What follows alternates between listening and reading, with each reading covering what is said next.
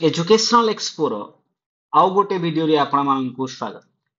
आपण माने जानि पारुथिबे रिसेंटली आपण मानकर जो आर्ट्स आउ जो उड़िया रो जो केस हियरिंग रो जो फाइनल रिजल्ट आसी जाइथिला, जेमिति कि जो आपणकर उड़िया कैटेगरी रे जो 11 पोस्ट रिजर्व थिला ना कहा पई जो पिटिशनर मानक पई आज गोटे नुआ जो फ्रेश फाइल सपोज जो 12 तारीख रे एठी देखते 12 तारीख रजिस्ट्रेशन ହେଇची।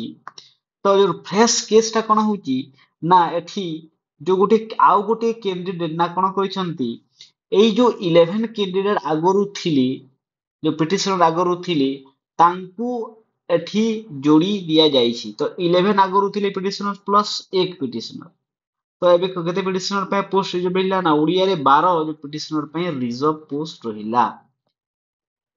ଏହା ଆପଣ ସେ ଗୋଟେ ପିଟିସନ ହେବା ପାଇଁ ସେ ଏଇ କେସ୍ ଟି କରିଛନ୍ତି। ଏଠି ଦେଖିପାରୁଥିବେ ଆପଣ ଯୋଉ ରେଜିଷ୍ଟ୍ରେସନ ନମ୍ବର କେସ୍ ର ଯୋଉ 22,607 ଆଗରୁ ଯୋଉ ଓଡିଆର କେସ୍ ହେଇଥିଲା ଯେମିତି କି ଏଠି ଆପଣ ଦେଖିଥିବେ ୟାର ଯୋଉ ହିୟରିଂ କେବେ ଥିଲା ନା ୟାର ହିୟରିଂ ଆପଣ କେବେ ଅଛି 10 ନଭେମ୍ବର ରେ ଯୋଉ ଏ ପିଟିସନର ମାନଙ୍କର ଯୋଉମାନେ मेन एग्जाम को उत्तीर्ण हेबे कि नहीं तांकर डिपेंड करछि तांकर जो कोर्टकर फाइनल वर्डिक्ट ऊपर रेड पिटिशन ऊपर से यदि केस सुनला पर जो से जितिले से माने मेन एग्जाम को उत्तीर्ण हेबे नहेले एई जो केसटा डिस्पोज हिजिवो।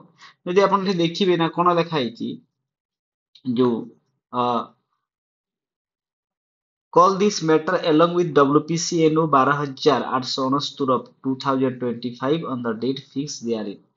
जो आपणकर जो 12,000 जो 869 होची आपणकर जो उड़िया रिजर्व वाला जो 11 जो रिजर्व पोस्ट थिला जो आपणकर रिसेंटली ऑर्डर आइसथिला सेटा होची 12,869 नंबर पोस्ट। एई जो 12 केस 1269 केस सहित एई जो नुआ केस रो हियरिंग एका संगरे हेबो।